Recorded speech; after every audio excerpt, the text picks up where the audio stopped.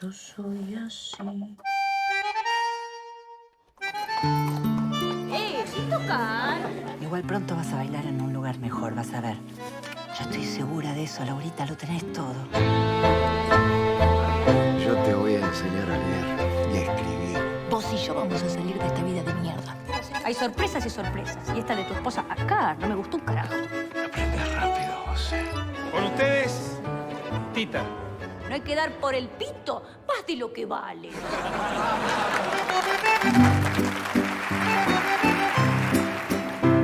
Padre, él es Sandrina. Una intérprete única. Ese hombre se casa conmigo, lo sé. ¿Viste la cara de Gardel? No le gustó un carajo como canta. ¡No tenés piedad! Cerrá ahora ese divorcio de mierda. Y casate conmigo. Salud, compañera. A mí nadie me ha dicho que yo esté prohibida. No, dígale al señor director que muchas gracias y que se vaya al carajo.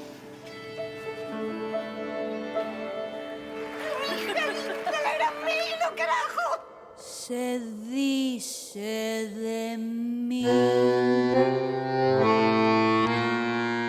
Se dice que soy fiera, que camino a lo más lejos, que soy chueca y que me muevo con un aire compadrón, que parezco Leguizamo, mi nariz es puntiaguda, la pintura no me ayuda y mi boca es un sol. Si charlo con Luis, con Pedro, con Juan, hablando de mí, los hombres están, critican si ya la línea perdí, se fijan si voy, si vengo o si fui. La señorita Tita Merelo. No dirán que me engrupí porque modesta siempre fui. Yo soy así. Hoy es un día muy especial para nuestra cátedra y queremos compartirlo. Bueno, ustedes son parte de nuestra cátedra, o los que no son parte de nuestra cátedra, que se hagan parte de este encuentro que nos hace tan felices hoy. Hugo estudió en la Escuela de Cine de Avellaneda, jurado de distintos festivales de cine, primero director de fotografía, camarógrafo, miembro de ADF y primer presidente y fundador, integrante del ENERC también, del Comité de Selección de Profesores Regulares, y desde 1983, vos decime si digo cualquier cosa, pero me lo... Bueno, qué bien. Muy bien, qué lindo. Bueno, desde 1983 ha realizado ya a partir del 2000 una película por año o más, como director de fotografía, también como camarógrafo, en Argentina y en Italia, Francia, Colombia, España, Colombia. Sí. Bueno. En Italia no. Ay, qué bien Italia. Bueno. No, porque hice mucha publicidad también en una época, entonces viajaba por muchos lados. Ok. Japón. En Japón también. Bueno, digo que nos ha representado, como se dice. Pero me interesa que todos ustedes, que son de otras generaciones más jóvenes, le reconozcamos todo el trabajo que ha tenido Hugo. Ahora voy a hablar un poco más y no me quiero olvidar de agradecerte nuevamente. Es la tercera vez que venís a nuestra cátedra. La tercera siempre es la mejor. La más preparada. La más... Igual viste que cuando tenés todo más preparado por ahí a veces falla. Todo sale mal. Pero, y ya te lo agradecemos, ya sos como un profesor honorario, no sé cómo te... Bueno, casi que gracias. te hacemos un diploma, Es un honor. no sé, lo tendríamos que diseñar. Pensamos en hacerte muchos regalos, no sabíamos qué regalarte. Trajimos un café para después y un budín que hice perfecto. en mis manos. Pero sigo con tus películas. Acá en el currículum que tenés en internet, 2012, lectura según Justino. Bueno, vamos con Tita de Buenos Aires. Se estrenó en el 2017, sí. Sí, se estrenó hace un año exactamente. Se filmó en el fin del 2016.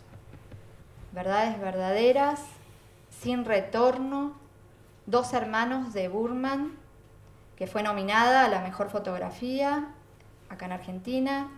El frasco de Alberto Lecci, El nido vacío también de Burman, que también tuvo premios en San Sebastián a la fotografía. El camino de San Diego, de Carlos Sorín, Una estrella y dos cafés, de Alberto Lecci, El juego de Arcibel, de Lecci también, Historias mínimas, de Carlos Sorín, con tantos premios increíbles, muchos premios. Déjala correr, también de Lecci. La ciénaga, de Lucrecia Martel, también con muchos premios. Operación Fangio, de Lecci también. Secretos compartidos, también de Lecci. O sea, ya viven juntos. Ya casi, sí. Tenemos un romance. El dedo en la llaga, también de Alberto. No te mueras sin decirme dónde vas. No, pero es re interesante cuando suceden esas duplas creativas. Después, si querés, a los chicos hablar. De hecho, tenemos que dar en la DAC una charla, porque nosotros damos unas clases en la DAC, son 6 o 7 clases, y quedó pendiente este año por problemas de agenda, pero el año que viene seguro vamos a dar una charla a los dos, claro, de las duplas, así de director de fotografía y director. Entonces con Alberto creo que tenemos un récord, me parece. Y de Subiela también, No te mueras sin decirme a dónde vas, El lado oscuro del corazón, abierto de 18 a 24, ya en el año 87, ¿no? Así Sin es. fin, de Christian Pauls. Esa fue la primera. Ah, mira, en el 85. Y bueno, sigue tu gran currículum y las últimas que bueno, son las que presentaste el año pasado acá. Exacto, sí. Sí, bueno, en principio quería agradecerles a todos y todas y todes, como dice María Laura y como decimos todos ahora, no sé si les agradezco por varias cosas. Primero porque la película, por su temática, no tiene nada que ver con la generación de ustedes. Quiero aclarar en un punto que tampoco con la mía, porque si bien yo hice una película con Tita Merelo, eso fue cuando ya era muy vieja y yo era foquista, recién empezaba en el cine o tenía ya unos pocos años, pero era un joven en ese momento. Y por esas cosas, porque ella era muy grande, una mujer muy grande, y porque yo era un tipo muy joven y rebelde, no me pareció la mejor persona del mundo para trabajar. Al contrario, era una persona muy difícil para trabajar, muy difícil. Tenía un carácter muy terrible y puteaba a todo el mundo, pero bueno, la conocí personalmente. Pero no conocí toda esta época, esto llega hasta el 55, la película no sé cuántos de ustedes la vieron, muchos la vieron, ¿alguno la vio? La vieron, bueno, unos cuantos la vieron. Llega hasta después del golpe, que se quedan sin trabajo ella, Hugo del Carril, y bueno, que eran muy amigos. Pero es todo la etapa anterior a eso, o sea, lo que se quiso registrar, lo que la directora quiso registrar en la película es más que nada su relación con Luis Sandrini, que era un cómico de esa época, un actor muy famoso, que se concretó, un amor concretado, pero que después no llegó, y ella lo que quería, aparentemente por o sea, previamente a esta película se hizo un documental sobre Tita Merelo con la misma directora, y donde también participé, que está muy bien el documental, y por los testimonios que hay de gente que la fue conociendo, gente grande, gente más joven, pero cuyos padres a lo mejor eran músicos o lo que sea, lo que se deduce, y un poco está en la película, es que Sandrini fue el gran amor de Tita Merelo y que ella estaba dispuesta a dejar absolutamente todo y estar en su casa cocinando, como hacían algunas mujeres de esa época, con tal de que él estuviera bien. Y bueno, nunca hubo como una traición permanente de Sandrini a ella, infidelidades, y después fue como la debacle fue cuando se fue a España, y cuando volvió ya ella no se quiso ir a España, y él en venganza cortó la relación, obviamente, y bueno, se casó con otra mujer, tuvo 2 hijas y ahí quedó todo. Pero siempre su gran amor fue Sandrini.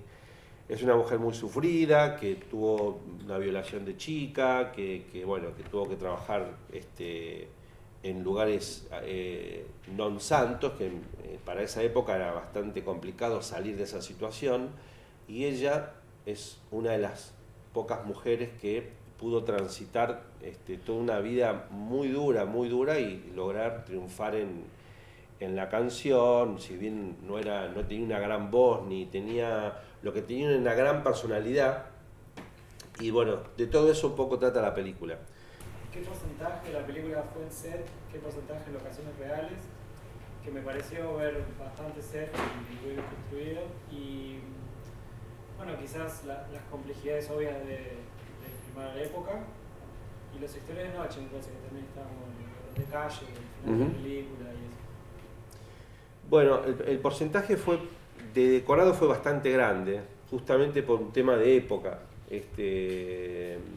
O sea, se trató de concentrar en lo posible algunos lugares de Buenos Aires que por ahí pueden quedar como de esa época. Algunos no eran estrictamente de esa época, otros se recrearon un poquito. Hubo un momento, yo te diría bastante antes de empezar la película, donde íbamos a trabajar mucho bueno, mi propuesta por lo menos era trabajar con una mezcla de lugares reales y pantalla verde, como para después reconstruir cosas. Y la directora finalmente no tomó ese camino, no le pareció como muy costoso, le pareció como muy complejo, y tampoco quería como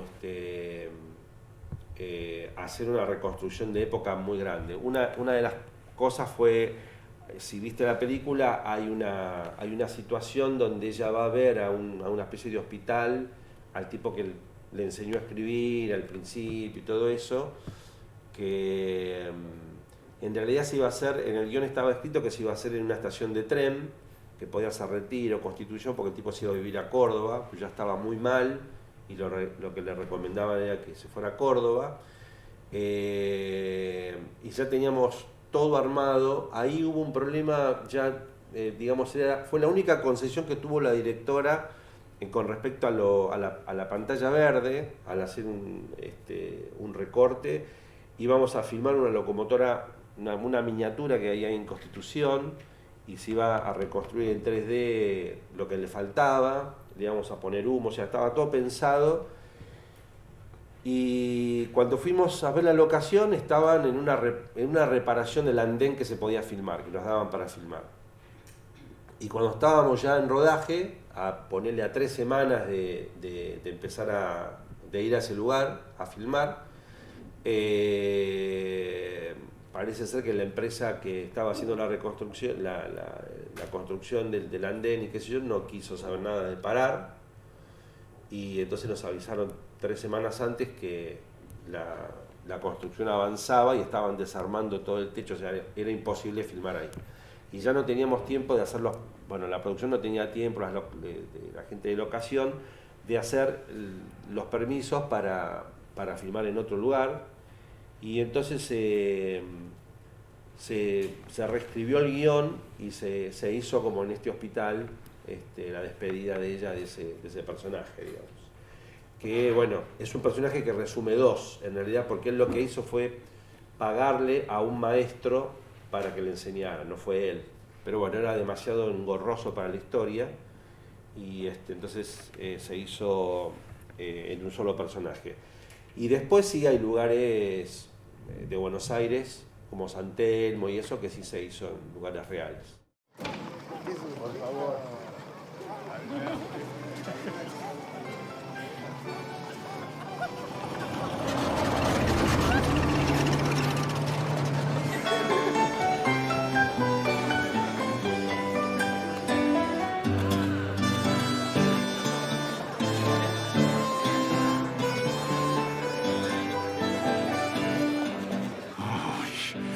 Uy, muéstrame bien las piernitas, por favor. Y estos pechitos que tenés, por favor. Soltala, asqueroso, soltala. Cállate, puta.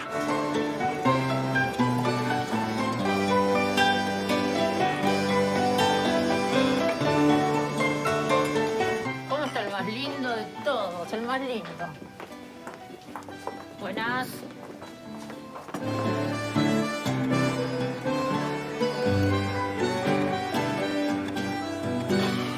Me da un asco.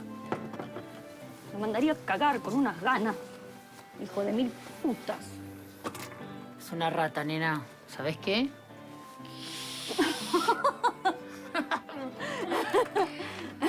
A tu salud. Avisa. Chin, chin.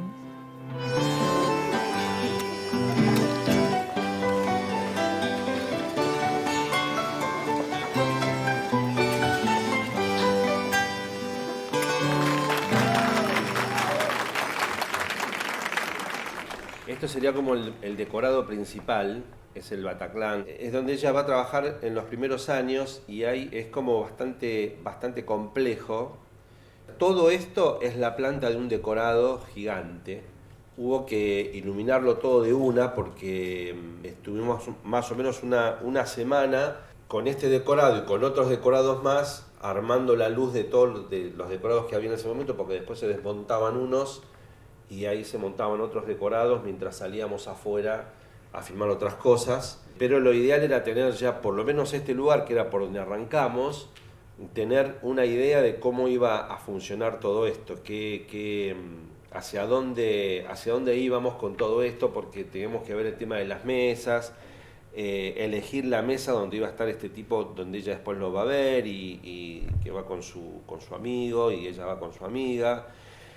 Las luces del escenario, lo que se jugaba desde atrás y desde adelante del escenario, las luces de este pasillo, cómo deberían ser, cómo debería ser este decorado de la, digamos, del vestuario, de la parte de maquillaje, vestuario, una especie de donde ellas se cambiaban, se pintaban, y donde después la amiga ella descubre que la amiga se suicida. Es decir, todo esto había que plantearlo, había que trabajar fundamentalmente en luces practicables, o sea, las luces que están en cuadro, las luces que se ven, había que trabajarlas como luces de época. Unas especie de pequeñas candelarias que había acá estas lucecitas que aparecen acá, son luces que se consiguieron, bueno, semejan ser de la época porque se ve un poquito el filamento, todo trabajado absolutamente a dimmer y como para ir manteniendo un poco las diferentes temperaturas de color y las diferentes intensidades de luz. Esto que vemos acá son estos 4 puntos, son se llaman Space Light, que son de 4 kilos, que nos dan realmente un panorama, nos ilumina bastante todo el lugar, y también están a dimmer, están a un 50% aproximadamente. Todo esto tiene una consola acá en este lugar, que estaba atrás del decorado, donde se pueden manejar todas las luces y limpiar todas las luces que uno vaya poniendo. Bueno, a mí lo que me preocupaba bastante era este lugar porque debería estar como en penumbras, al contrario del escenario, que sí debería tener luz y ser el punto más atractivo visualmente. Trabajé también con un pequeño seguidor. En esa época no había seguidores, no existía ese seguidor, pero me parece que ameritaba, esto fue hablado con los directores de arte y con la directora, porque ameritaba como cierta cosa de espectáculo, que si nos ceñíamos demasiado a la época, nos parecía que iba a quedar como demasiado pobre esa situación. Entonces, lo que hicimos fue trabajar con una especie de seguidor. Después de filmar la película descubrí que sí existían, pero no acá en Argentina. Un seguidor que se usaba hace muchos años acá, cuando no había todavía HMI, no había tanta potencia de luz. Era un seguidor de 2 kilos, pero que concentraba bastante, con un espejo atrás, concentraba y devolvía mucho la luz. Entonces se pudo trabajar con ese. Conseguimos uno muy viejo que hubo que repararlo, y en un momento hasta se pintó de negro porque pensábamos que se podía ver el seguidor. De hecho, está filmado, eso después no está en la edición, pero hay una situación donde el seguidor está en otro lado y y medio quema un poco la cámara y eso como para darle un poquito de clima y ver que lo que se estaba usando era algo relativamente a la época. Bueno, después finalmente esa escena no fue. Pero bueno, quería mostrarles un poco la idea esta del cabaret porque era como lo más... Primero que era por donde empezábamos. Y eso siempre es un tema porque desde el hecho del primer día de rodaje, el cine se trabaja, como ustedes saben, en equipo y los equipos... la gente, los profesionales van de acá para allá y cada uno tiene su forma de filmar y cada uno tiene su forma de trabajar y lo que hay que lograr es que todos estemos un poco en la misma sintonía. Entonces el primer día de rodaje siempre es como de medirse los tiempos de cada uno hasta que en la primera semana más o menos todo eso se ajusta. O sea que nosotros empezábamos la primera semana de rodaje con algo muy complejo y digamos que algunos sí, otros no, pero la mayoría no se conocía entre sí.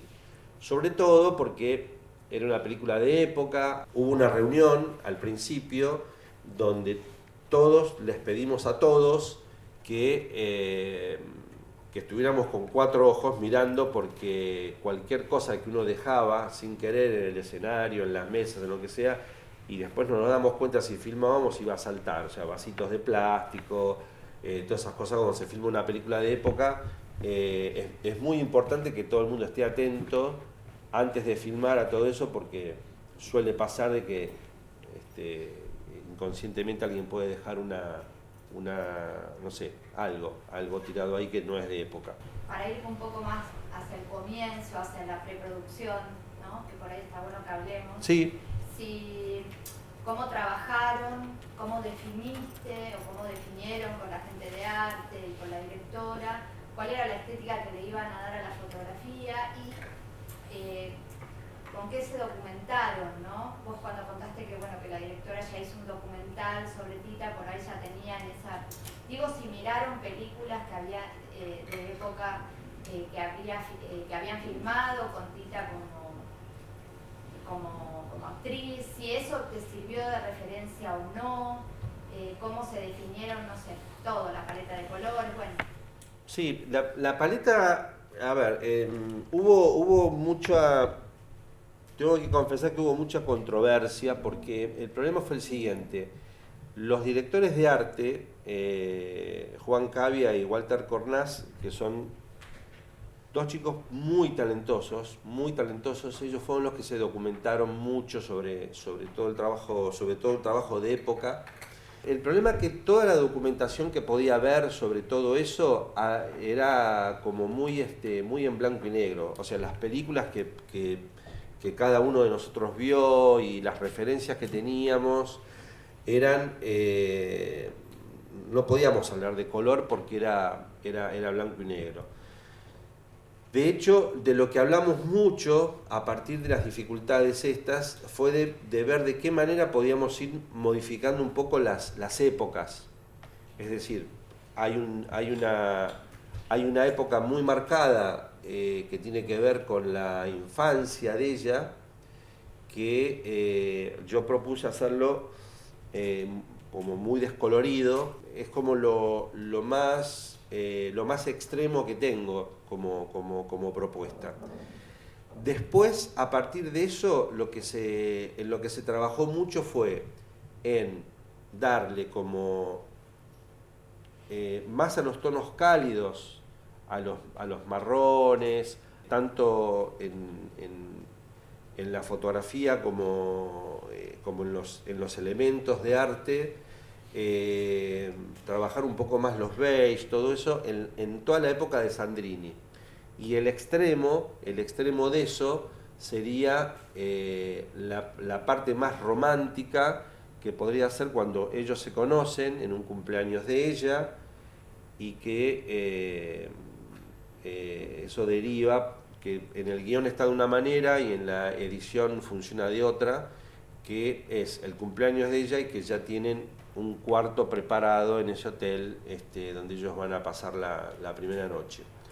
Eso sería como el extremo donde queríamos trabajar inclusive con luz más cálida, bien cálida, y después, a partir de ahí, volver a descromatizarlo, volver a trabajar en tonos más fríos, el tema de la separación, y toda la última parte de la película donde ella ya no está con Sandrini, viene la Revolución Libertadora o Fusiladora, depende como lo que cada uno piense, y ellos se empiezan a quedar sin trabajo y hay una situación donde ella se encuentra a la vuelta con Sandrini, que Sandrini casi la ignora por completo, y a partir de ahí es como ya casi sobre el final, ya no contamos más sobre el final, porque termina en una cosa un poco más extrema, mucho más onírica,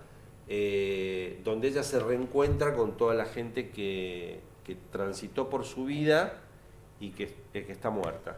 Y ahí hubo nuevamente una discusión hasta último momento con la directora, porque ella sostenía de que esa historia tenía que ver con un momento específico de su vida, donde tenía que ver con sus deseos de encontrarse con toda esa gente. Y yo lo interpreté y lo defendí y lo hice como si fuera el último día de su vida. En realidad Tita, que aparece de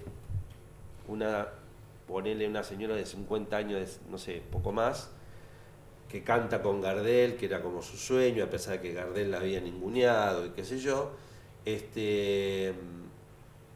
como el último suspiro de su vida donde repasa, donde se reencuentra con todos los muertos que atravesaron su vida durante por lo menos durante toda la película. Y lo traté de esa forma, es decir,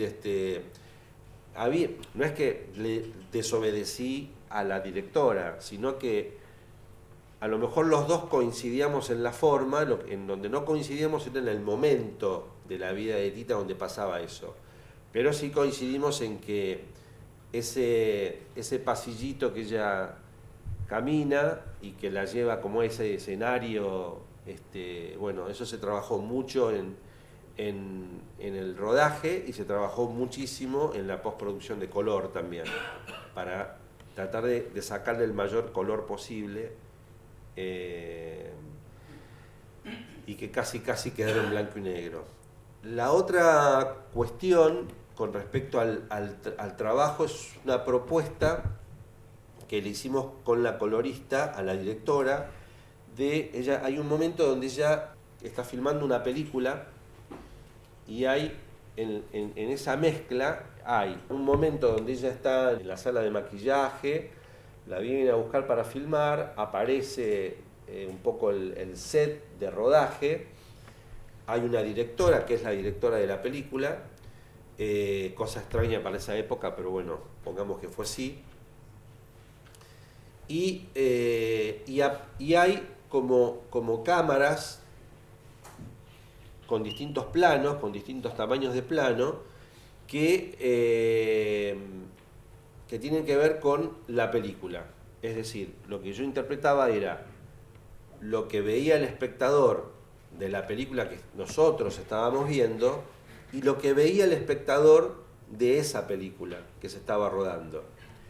Y la propuesta fue, y se lo mostramos, para mí había quedado muy bien, y era que en el momento que estábamos filmando ese decorado, donde ella canta, en los momentos en que la cámara toma esa parte del decorado, como si fuese la película que ella está rodando, que fuese en blanco y negro. Inclusive le buscamos que tuviese un poco de grano, que tuviese, o sea, darle como un contexto un poco más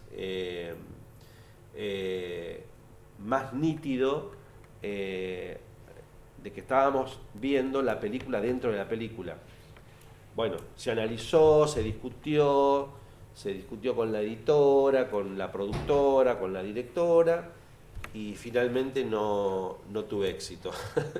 Entonces, la película aún sigue siendo la que ella está haciendo en ese momento, sigue siendo en color. Pero bueno, Además estaba todo, porque la ropa de ella, la ropa de todo el vestuario de ella, el vestuario de los bailarines, el decorado, los carteles, el piso, todo era blanco y negro. Todo era blanco y negro. Entonces simplemente era sacarle casi el color a las pieles. Esa parte roja que no me acordaba. En blanco y negro quedaba como una especie de gris medio, interesante. Pero bueno, no hubo quórum ahí, entonces perdí la pulseada. Tiene un filtro, ¿no? No. Capaz se nota más por los puntos de luz en los fondos. No, lo que pasa que, claro, tiene pequeños toquecitos de vaselina, ponemos un filtro clean, limpio completamente, y unos toquecitos en algunas luces. Eso sí tiene, que le da como un estallido diferente. Y lo que hablamos antes fue esta parte final. ¿Ves que está bueno? ¿Ves que no está tan mal? ¿Eh? Quiere decir que ellos estaban sin trabajo y iban por lugares del resto de Argentina, tocando en bares, en lugares, porque estaban totalmente prohibidos, en radio, televisión, cine, no podían hacer nada. Y tocaban en lugares de mala muerte, los dos. Eran tipos muy famosos, entonces la gente los iba a ver.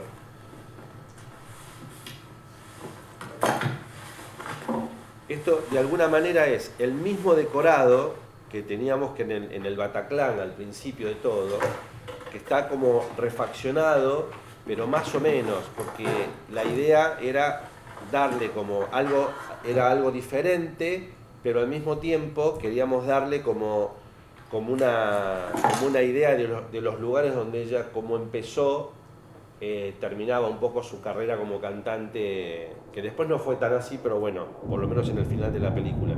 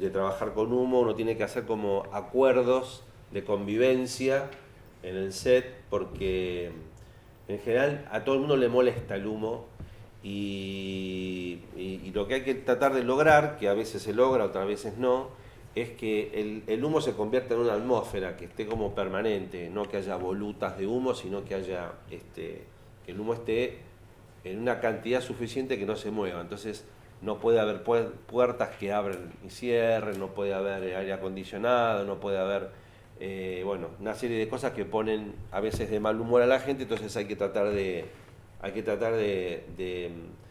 usarlo en la medida que sea necesario. En realidad, como también en este caso eran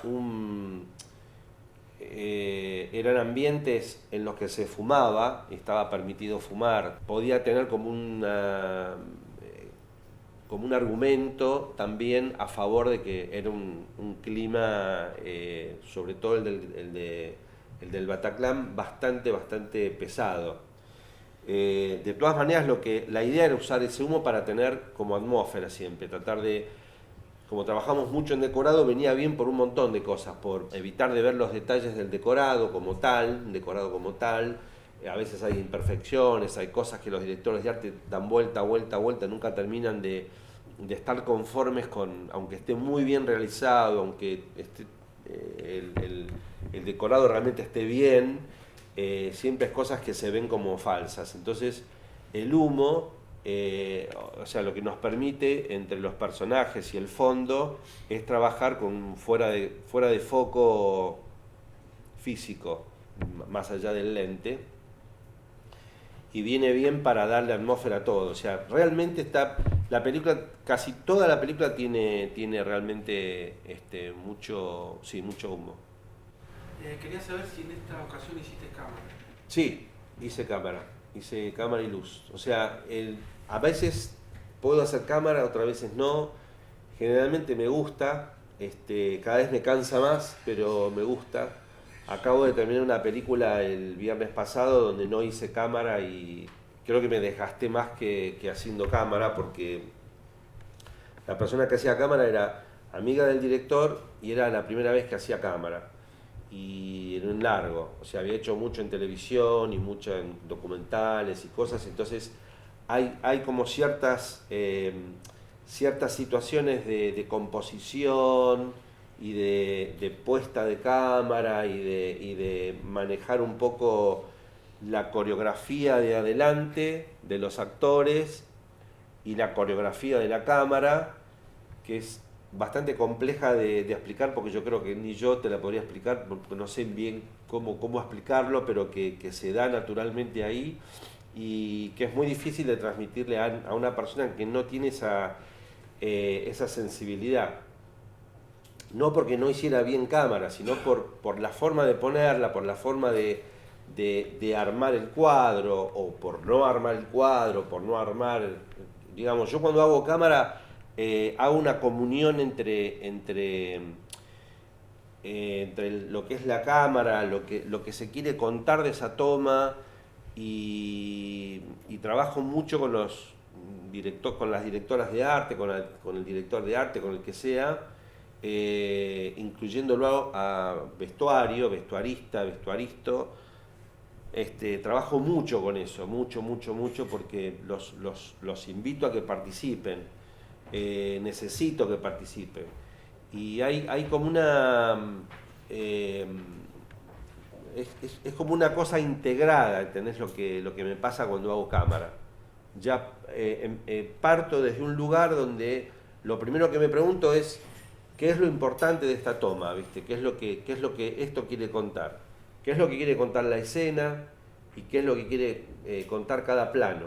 O sea, cada puesta de cámara.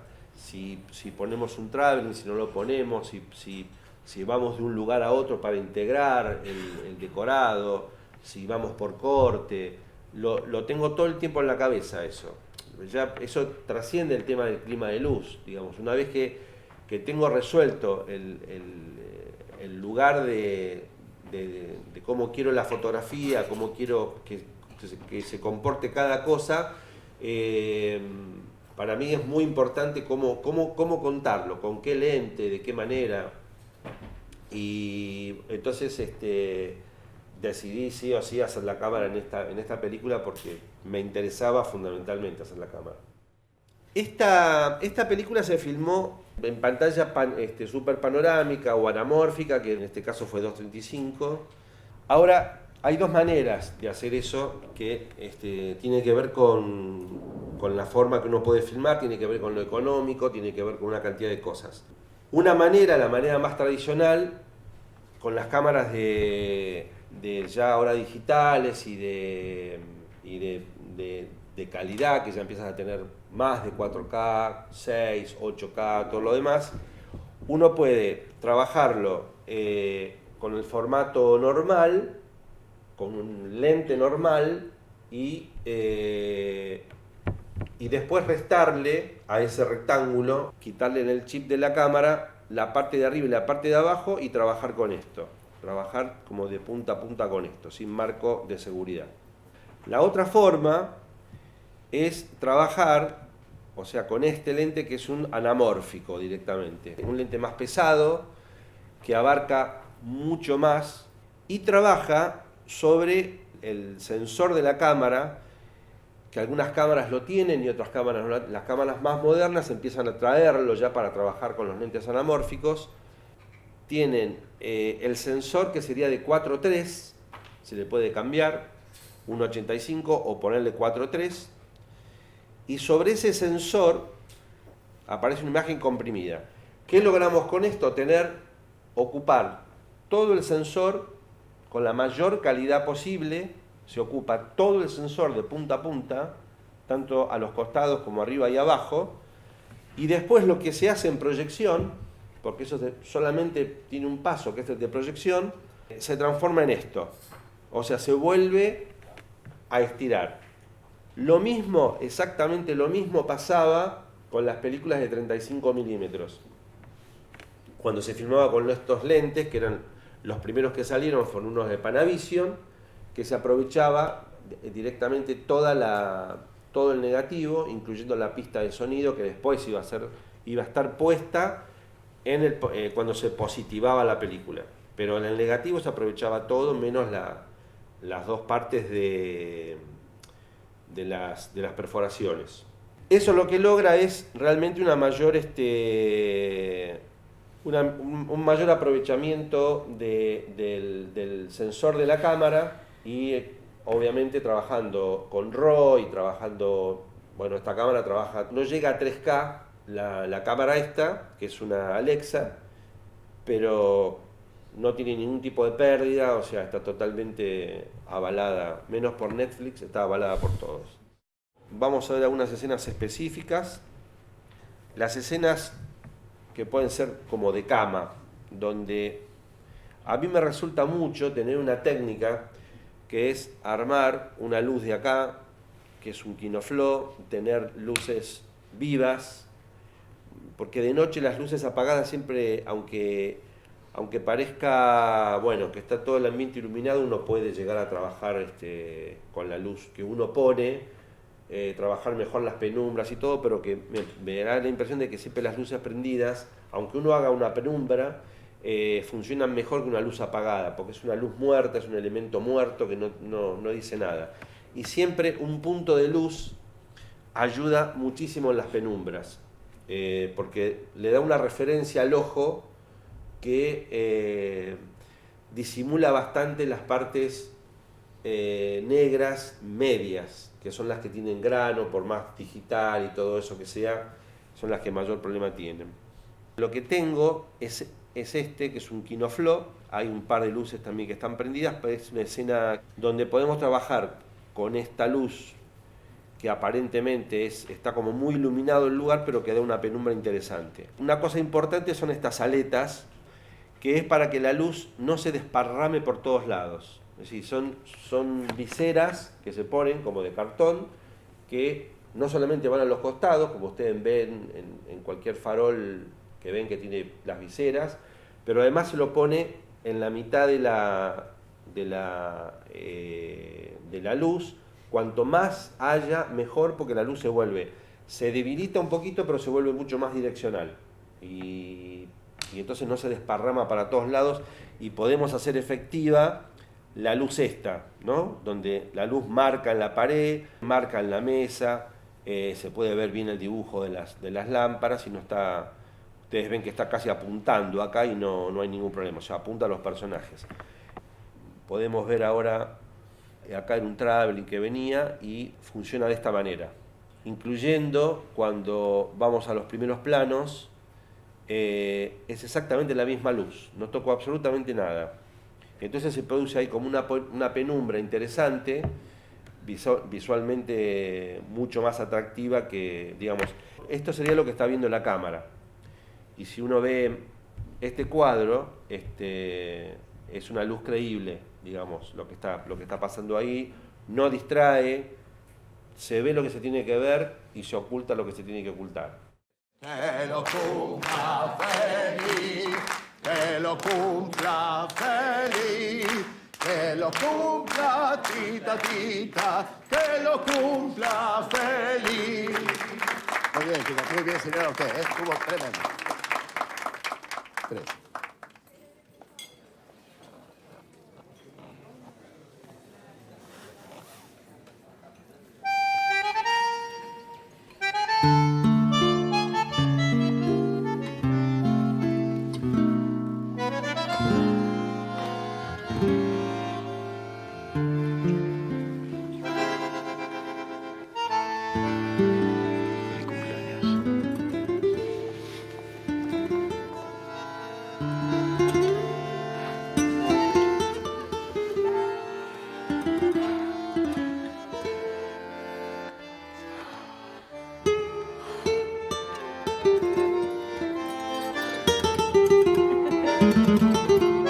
sería como el momento más crítico de esta luz que yo les estaba mostrando antes, porque tiene que ver justamente con el momento en que la cámara está ahí a punto de ver el dispositivo mío, que es el dispositivo que les mostré antes de la luz que venía de arriba de la cama. Pero aún así, aún teniendo esto y esto que sería incompatible con la luz del velador, es absolutamente creíble lo que está pasando. Y acá empiezo a tirar algunas frases de viejo director de fotografía, pero para mí hay como una cuestión de emocionalidad, que en este caso, además de la música, la situación y todo lo demás, uno no va a estar pensando en que esta luz que tenemos acá es incompatible o no es verosímil o lo que sea. Me parece que la cuestión emotiva que tiene el espectador en ese momento amerita que haya este tipo de licencias. Después tengo algunas escenas de croma. Ustedes vieron recién una partecita donde ella canta, ella termina de cantar y hay mucho público en el teatro. Eso se filmó en el Teatro Avenida, ahí en la Avenida de Mayo. Filmamos creo que 3 o 4 días. Uno de los días se trabajó solamente con las tomas de público. Es decir, se filmó con 2 cámaras, una cámara que era un plano general, donde están todas las plateas, todos los palcos de alrededor, y se fue trabajando con un grupo de extras, llevándolos de un lado para el otro, como ustedes pueden ver acá. Lo que hacíamos para no cambiarlos en el vestuario, era que ese bloque, digamos, no se repitiera exactamente, sino que se mezclaban todos para que la vestimenta también fuese más o menos diversa. Bueno, esta es una foto donde se ve la cámara con el plano general, y después hay otras cámaras que están filmando porciones. Pero hay una que está fija, clavada, que se hizo específicamente para filmar los planos generales, y el resultado, a ver, está por acá. Después, digamos, con esta misma cámara en registro, al día siguiente se filmó lo que es ella tocando en esta, que es la orquesta de Canaro, qué sé yo, bueno, y en este palco de acá, donde está Gardel y está Sandrini, y la ven por primera vez cantar. Excepto en este palco de acá, todo fue repetido 200 veces. Este paño verde que ustedes ven por acá es para que los últimos o los primeros de cada fila no haya que retocarlos manualmente con respecto al otro bloque que se cambiaban de un asiento a otro, digamos. Por cada separación de grupo había que meter un verde para que estuvieran recortados sobre el otro grupo, y así sucesivamente. Ese mismo día se hace la toma de arriba y la toma de abajo, y se hace la toma de frente de los espectadores. Y también se hace la toma de ella con un verde de fondo, que sería que agradece a todo el mundo. Bueno, y esto está hecho un poco hay un seguidor con humo para marcar esto, pero está muy ayudado en postproducción también, o sea, lo hago yo en color. Cuando yo, o sea, hay 2 cosas. Mi trabajo en color, por un lado, que yo cada vez las herramientas son más y puedo hacer más cosas. Y después hay otro elemento, otro departamento que se llaman los VFX, los Visual Efectos, que es lo que hacen la integración de todas estas cosas.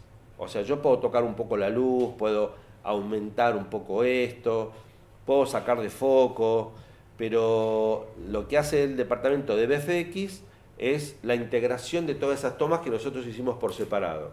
O sea, todo este público que ustedes ven acá está integrado. Son grupos que están armados con el correspondiente verde de fondo, en este caso, para poder recortarlos y poder armarlos después. Incluyendo todo lo que son palcos también. Se iban al palco y se repartían en el palco. Me imagino que eso es difícil mantener una misma puesta lumínica mientras va cambiando los los extras con el cromo y también con ellos. No, en realidad lo que uno tiene que tomar partido es justamente por eso, o sea, es todo cuestión de prever de cómo va a ser la jugada. Yo tenía un maestro, el Chango Monti, lo tengo todavía porque es una persona de consulta, que una de las cosas que aprendí de él era que cuando uno jugaba al ajedrez no solamente había que mirar las piezas, sino que había que mirar el tablero también. Entonces uno de esa manera no perdía la referencia de lo que hacía el contrincante.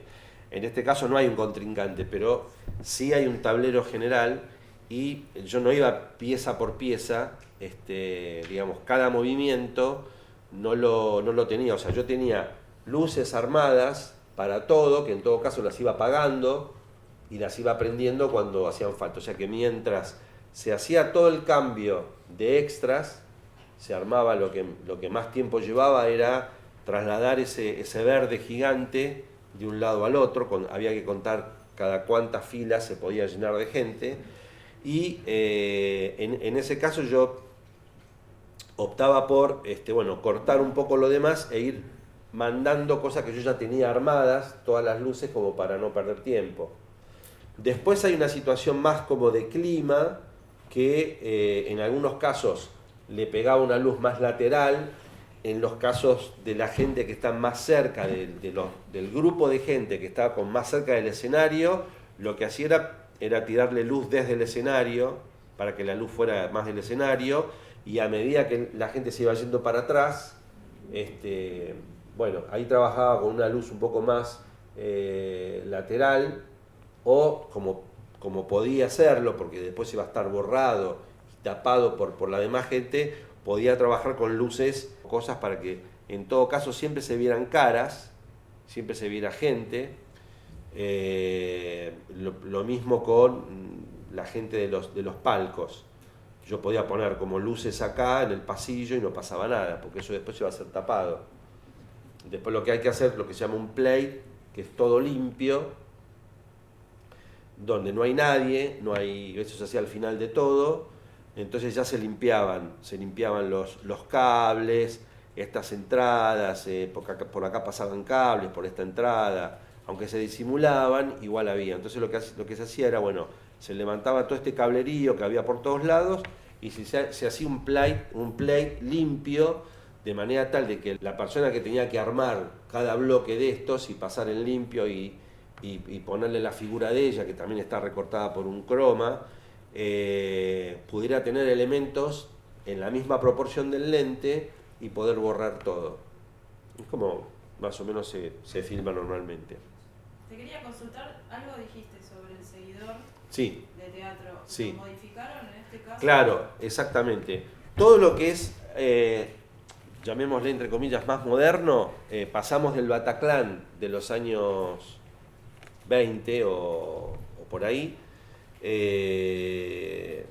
pasamos de ese seguidor, que además, ya te digo, estaba para verlo, pero después en la edición se sacó, ya a un seguidor HMI, un seguidor casi de 4 kilos, que se usa para los recitales. En ese caso, a veces lo operaba un operador que venía especialmente con ese seguidor, o depende de la complejidad de lo que era, lo hacía manejar por un eléctrico mío, o sea, por el gaffer directamente.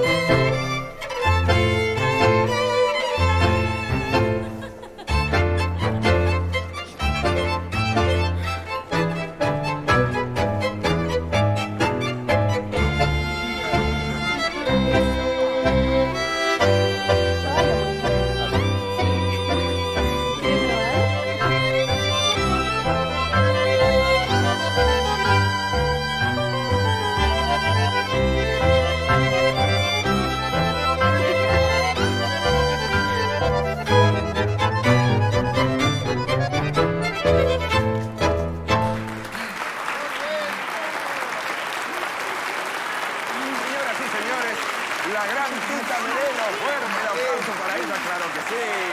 Vamos, muy bien. Maestro. Muy bien, muchas gracias. Hasta ese momento, Sandrini era mucho más conocido que la Merelo. Mucho, pero mucho más conocido. Ella recién empezaba a ser un poquito conocida. Entonces, esa situación de que él no le da pelota porque está como enganchado con los tipos que los oficiales que lo medio que lo agasajan porque él es un tipo muy conocido, no le da bola, ella se engancha con el tipo que la valora, digamos, para ella. Entonces, ahí es donde el seguidor, contestando tu vieja pregunta, empieza a tomar una importancia que por eso no podía dejárselo al operador digamos, lo hablé, lo expliqué claramente al gaffer, al jefe eléctrico, en qué momentos tenía que ir a ellos, en qué momento no. Durante casi todo el baile, el seguidor es como un seguidor de fantasía, que está ahí como, bueno, mira, ilumina a todos los que están bailando, qué sé yo. Hay un momento que los bailarines se abren y los dejan a ellos. O sea, el personaje, la persona que hace el personaje del bailarín es un bailarín muy conocido. Yo no me acuerdo el nombre ahora, pero es un tipo muy conocido. Y entonces empiezan a hacer una serie de firuletes que en ese momento, en los bailes familiares de los tangos, no estaba bien visto. Era como una situación extrema.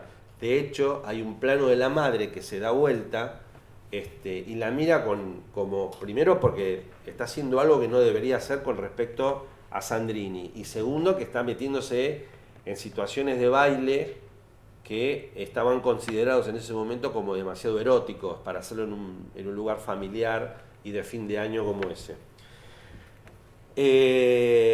El asunto es que yo personalmente consideré que mi interpretación, y esto está volcado a la luz en lo posible, en lo que pude posiblemente, es que Sandrini está más celoso, no del tipo que la saca a bailar, porque de última no pasó nada, bailó y no pasó nada, no es que se la llevó del baile, sino que le sacó a él toda la atención que tenía en ese momento, esas chicas que en realidad se las vio antes, que le pidieron autógrafo, se sacaron fotos, qué sé yo, y que en realidad para el gran público empezaba ella a tener notoriedad. O sea, lo que le estaba sacando era fama, más que estaba celoso más por eso que por la situación del tipo que la saca a bailar. Por lo tanto, lo que yo traté como director de fotografía es tratar de enfatizar eso, donde el seguidor tiene una pequeña impronta con todos. Cuando termina el baile, y esto para mí es la clave, esto lo veo yo solo, pero bueno, se los quiero comentar para compartirlo, cuando termina el baile va otra cosa el seguidor. Pero el presentador en off dice, la presenta a ella, la gran Tita Merelo, y el seguidor vuelve a ella y se queda con ella.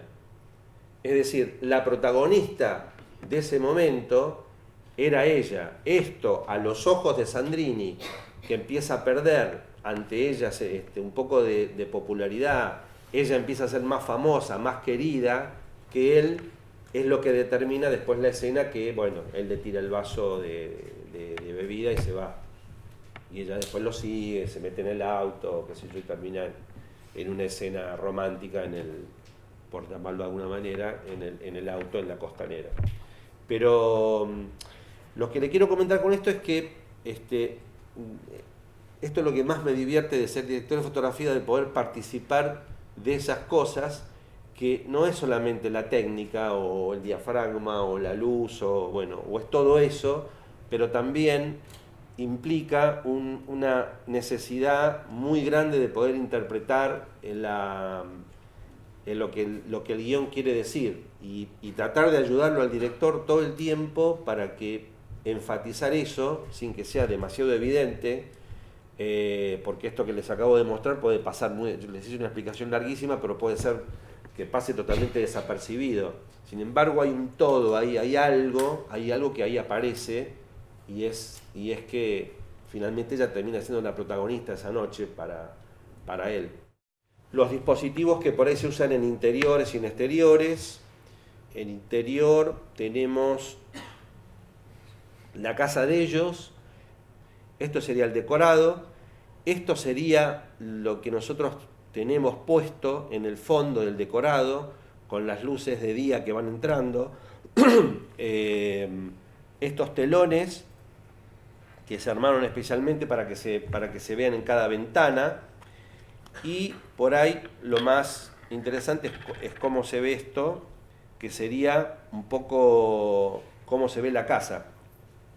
Es decir, la luz exterior que vimos recién, que está entrando por las ventanas, el humo que ayuda como con estos fondos, los que le decía antes, que está más entre los personajes y los fondos. Lo que se puede vislumbrar acá, lo que puedan ver de acá, que serían estas cosas de fondo, estos telones pintados que vimos, estas luces que entran por cada ventana que teníamos en ese momento.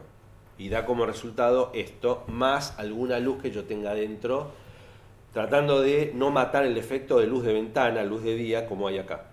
Estos son 2000 común abiertos, como había que tirarlos directamente por la ventana, lo que enmarcaba la luz finalmente adentro eran las propias ventanas, o sea que yo tenía luces sí, más o menos directas, encalideciéndolas un poquito con una gelatina 85, como se ve acá, y me parece que tienen también algo de difusión.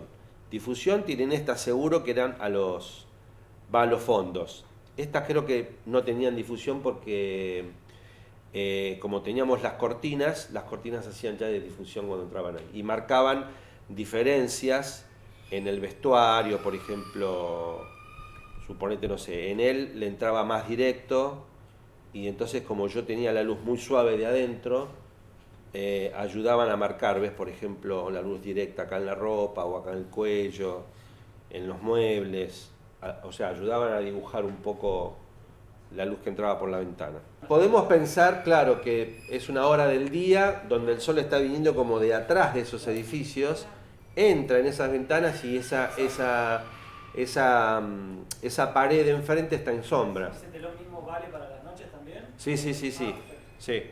Sí, le cambiábamos bastante, le cambiábamos la gelatina, pero teníamos, yo creo que esa foto la saqué cuando todavía no estaban armadas las luces, lo mismo, pero para no estar cambiando gelatinas, teníamos armado lo mismo, una luz al lado de la otra con luz fría. No para dar la noche fría americana, sino para hacerlo, para diferenciar una noche de otra.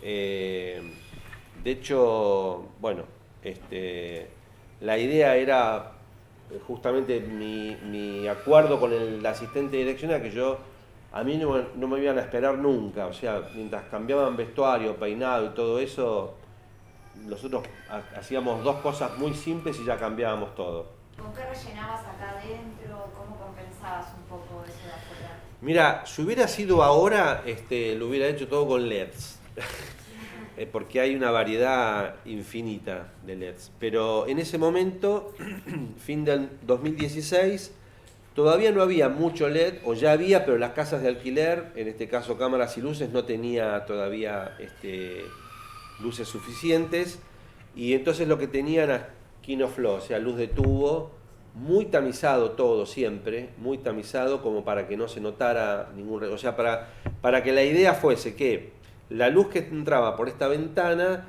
le pegara a esta luz de frente y eso le diera como el relleno, sería. Si uno hablara en términos de fotografía pura, sería como la luz que entra por la ventana, sería la luz principal, que también oficiaría como contraluz en determinado momento, y esto sería como la luz de relleno, la misma luz que pega en otro lugar se convierte como la luz de relleno de eso. De hecho, voy a contar una cosa con respecto al contraluz, porque esto fue una cosa que siempre lo dice el maestro Ricardo Aronovich, viejo director de fotografía de los 60, de blanco y negro, que hizo muchas películas, que vive en Francia actualmente, que está retirado, pero bueno, tiene unas películas impresionantes.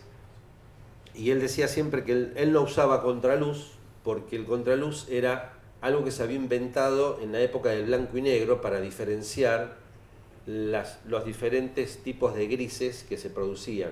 Todos se filmaban en color, pero el resultado era blanco y negro. Entonces, como a veces la piel y la ropa, el resultado de gris que daba se pegaba con los colores del fondo, y la gente lo veía todo en color y le parecía que estaba todo bien, pero después cuando lo veían en blanco y negro, había muchos grises parecidos que reflejaban un porcentaje casi idéntico. Entonces las figuras se pegaban a los fondos. Para evitar eso es que se inventó el contraluz para marcar un poco las siluetas. Él decía que en color no hacía falta usar contraluz, salvo cuando fuera verosímil o se necesitaba por alguna razón específica. Yo cada vez que tengo que poner un contraluz pienso en eso. ¿Es necesario este contraluz o no es necesario? No, también cierta artificialidad que tiene que ver con las distintas épocas del cine. Porque también pienso en pinturas y hay algunas que sí tienen ese recorte. Bueno, como mucho para discutir. No, por supuesto. Podemos escribir un libro de él. Varios tomos. Lo que pasa es que también se discutió una cosa que yo medio me opuse un poquito, porque se discutió si la película tenía que tener, de hecho las primeras referencias que yo tengo hoy a la mañana terminando esto, revisando un poco lo que tenía de fotos de referencia que me había pasado la directora y lo demás, principio de las charlas, era como reconstruir un poco la luz de esa época. Y yo siempre tuve la sensación de que si yo hacía eso, no sé, la sensación que tuve, eso fue muy discutido. Los directores de arte me apoyaron bastante con eso. Y es que me parece que la película va a ser demasiado vieja visualmente.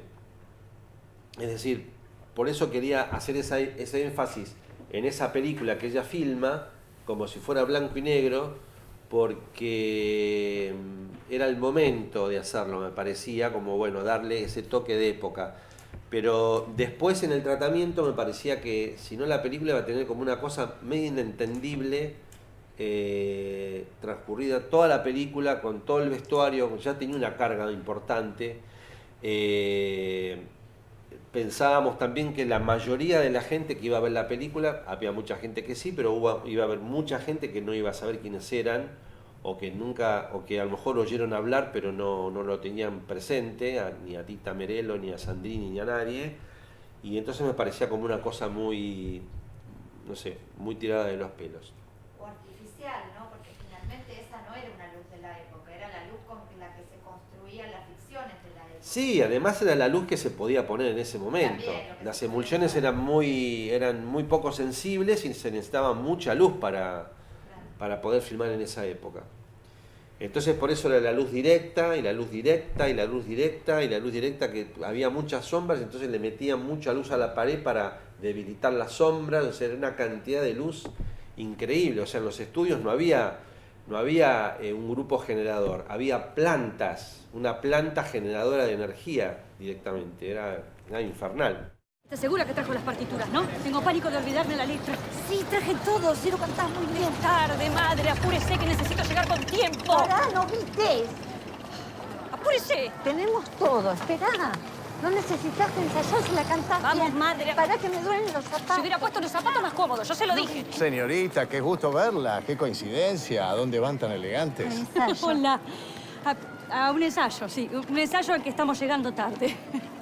Nosotros o no nos vemos nunca o nos cruzamos en la calle. Así es. Quería graficarlo de manera tal de poder tener un pequeño panorama.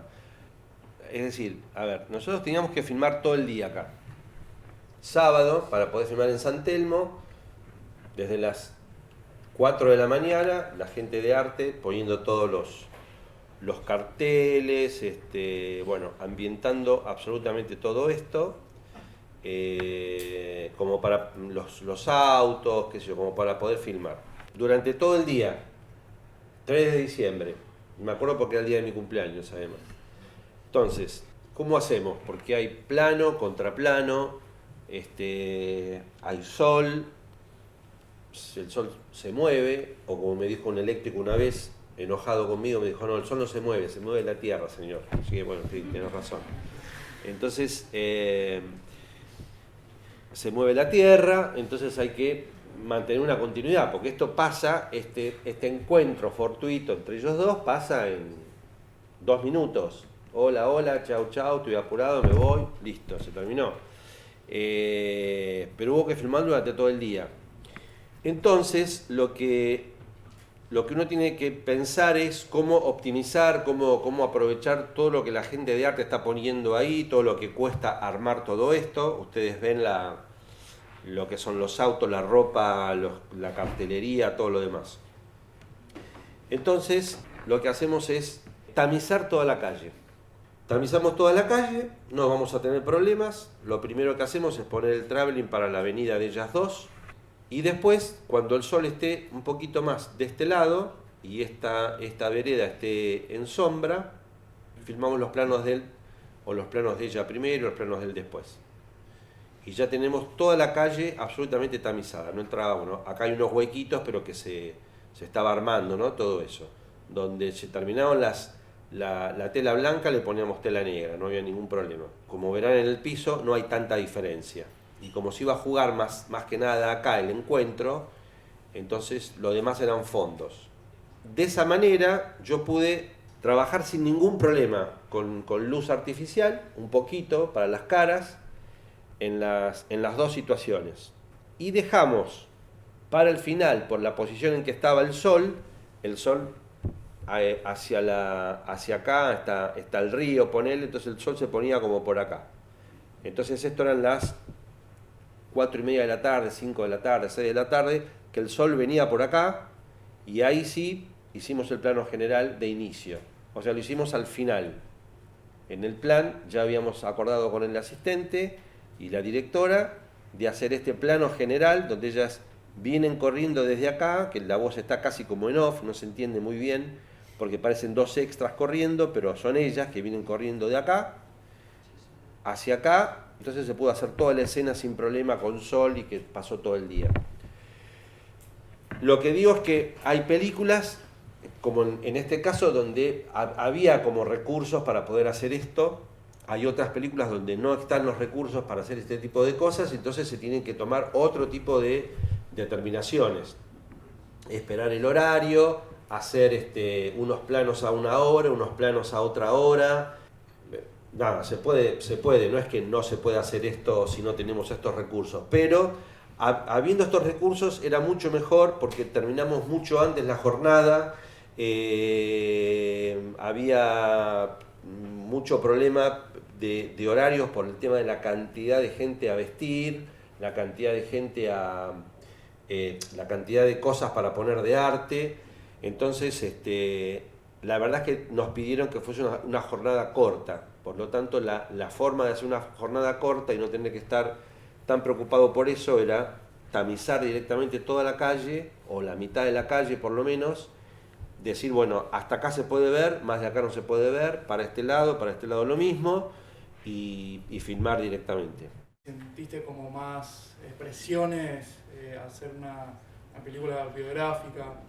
Estás a cargo de la fotografía de una película que tiene un costo determinado, hay algo, digamos, que la directora en este caso trabajó durante mucho tiempo para hacerlo, para construir la historia, para contar esta historia que a ella le interesaba, donde la productora, que también es ella y otra persona más, pusieron una cantidad de plata determinada como para contarla bien, para contarla que tenga visualmente cierto atractivo. Digamos que la presión empieza por ahí. Por un lado, estás deseoso de que te llamen para hacerla, estás agradecido porque te llamaron y también te sentís responsable de que, bueno, te ponen en la mano algo y que tenés que cuidarlo. Esa sería la única presión. Después lo demás, no te voy a decir que es un divertimento, pero es parte del trabajo de uno. Es decir, poder trabajar en un tipo de película así, donde vos tenés épocas, tenés momentos para trabajar de una manera o de otra, es, por un lado, como una especie de pequeño desafío personal, pero también tenés las herramientas como para solucionarlo, digamos. Lo investigás, lo llevás a cabo, uno puede discutir un poco con el director o la directora, hagámoslo de una manera, de otra, esto está mejor de esta otra manera. Hay una serie de situaciones que uno, cuando entiende la historia, cuando entiende las intenciones del guión, uno las quiere llevar a cabo desde el lugar de la foto. Entonces aparecen esas pequeñas cosas. En este caso, por ejemplo, si yo no le hubiera dado importancia a ese encuentro que dura unos pocos minutos, y no me importa que el fondo esté quemado, que las caras tengan, qué sé yo, un golpe de luz y todo lo demás, bueno, uno puede decir, es una calle, es un encuentro de casualidad, puede pasar esto. Yo por ahí en una película moderna, a lo mejor puede que lo haga, no estoy tan seguro, porque tengo como una tendencia a cuidar las caras y que tengan como una continuidad. Salvo que sepa que, bueno, eso se va a mantener. Por ejemplo, un encuentro, una pareja, un tipo, no sé, lo que sea, dos personajes que se encuentran abajo de un árbol y que la luz se filtra por las ramas y que les pega en la cara, y yo sé que eso va a estar todo el día, porque por donde pase la luz igual va a producir el mismo efecto, no me preocupa tanto. Estoy hablando como de la continuidad de esas cosas. Ahora, si yo hago eso, mucho de los que pusieron el arte ahí, de los que pusieron mucho dinero para comprar cosas, elementos, ponerlo de las 4 de la mañana, que no se van a ver, van a estar quemados. Las caras no van a tener la continuidad de 3 minutos. Era un encuentro para los dos bastante, ¿cómo decirlo?, como esperanzador. Tiene que estar bien. La madre de ella descubre que la hija, que era casi una prostituta, se está codeando con gente conocida popularmente. Había como, por etiquetarlo de alguna manera, había como un momento de felicidad ahí. Yo no lo puedo cagar, ¿entendés? Poniéndole cualquier luz o no importándome que la luz queme el fondo y que sea toda una cosa.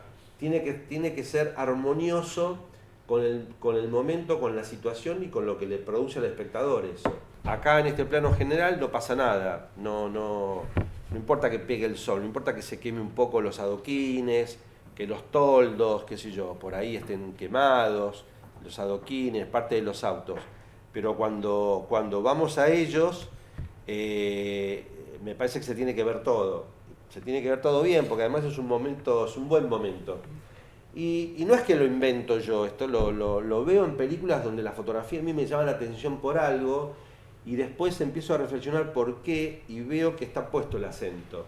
Hay una película que se llama El amante del teniente francés, me acuerdo mucho de esa película, y donde también es una película dentro de la película.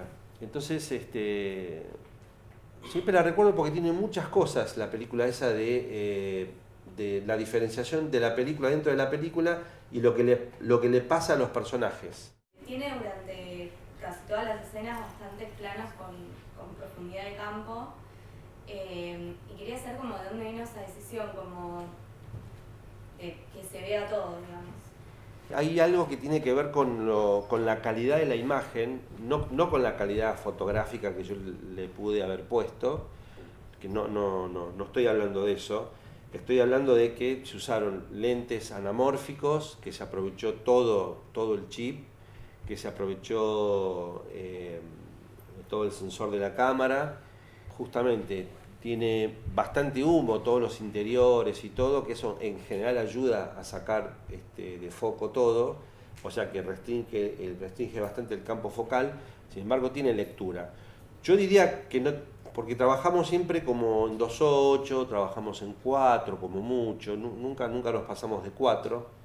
No soy de los directores de fotografía que trabajan con poquísima, con extrema, con la mínima profundidad de campo que te dé el lente. No me gusta, me parece que es medio una moda, me parece que es medio como... Uno está como usando o desaprovechando ciertas cosas. Me parece que acá no había que mentir tanto, no hay tampoco tantos planos abiertos, los hay, pero justamente son para mostrar el ámbito, el lugar, y después íbamos a planos más cerrados. Tampoco hubo planos extremadamente cerrados, eso también te da la pauta de que se usó mucho... Bueno, yo ahora no me acuerdo la nomenclatura exacta de los lentes, pero ponele el 100 es como para hacerlo así como redondo. El 25 o el 24 es como un 16, y así, es como el doble de los lentes esféricos. Es el doble, o sea, lo que sería un normal, un 50, en los anamórficos es un 100. Y en la mitad de la película nos llegó, porque estábamos usando un zoom, que lo usábamos para hacer teles, más teles, estuvimos usando un engine que estaba adaptado, era en realidad un 25-250, pero como estaba adaptado a anamórfico, era un 50-500. Y más o menos por la mitad de la película nos llegó un original nuevito, un Ingenier, que era anamórfico. Y entonces usamos eso. Los lentes tienen mucha calidad y seguramente lo que vos percibís como detalle no es tanto por la profundidad de foco que teníamos o de campo, sino porque todo coincide con que la imagen se iba a registrar todo, digamos. Y el tema del diafragma, ¿te pusiste como meta respetar un diafragma de trabajo toda la película o algunas secuencias? ¿Cómo te manejaste con eso? Sí, mira, yo trabajo siempre entre 2.8 y 4. 2.8 sería como el 80% de los rodajes. 4 también porque tengo como una tara de cuando yo era ayudante de cámara, que veía a los directores de fotografía que trabajaban en 2.8, y de repente ponían el zoom, el 25-250 o lo que sea, y que tiene un diafragma mínimo de 4. Y entonces empezaban a preocuparse porque les faltaba un punto de diafragma. Entonces empezaban a aumentar la luz, agregaban luz acá, agregaban luz allá. Todo se empezaba como a... Lo que decía un maestro, decía, toda la luz empieza a degenerar, porque claro, al aumentar todo se empieza a iluminar, para llegar a un puntito más. Y si bien en ese momento uno podía empujar un poquito el negativo y todo lo demás, obviamente no se prefería hacer eso. Entonces siempre me quedó la tara de que, aunque nadie lo use, en algún momento van a poner el zoom y voy a necesitar 4. Entonces, por ahí, si en el pedido de equipo hay pedido un zoom y en el página a página hay hablado en algún momento que acá estaría bueno o usar un super tele o usar un zoom o usar algo de eso, entonces sí me cubro en esa escena y por ahí llego a 4. Si no, trabajo en 2.8. Y después, la otra cosa que también aprendí de Aronovich es que lo mejor es empezar a trabajar el decorado. Y empezar a trabajar el decorado en forma tal de que quede esa luz. Que esa luz queda. La luz de las paredes, la luz de los sillones, la luz... Eso queda. Eso tiene que quedar así. Y después aparece la luz de las caras. Y las caras tienen que estar trabajadas de tal manera, bueno, eso no lo aprendí tanto de él, pero le estoy agregando cosas mías de experiencia, ¿no? Las luces de las caras tienen que estar de tal manera iluminadas que no incidan sobre las paredes, sobre los fondos, porque si no uno empieza a tener problemas de continuidad con eso.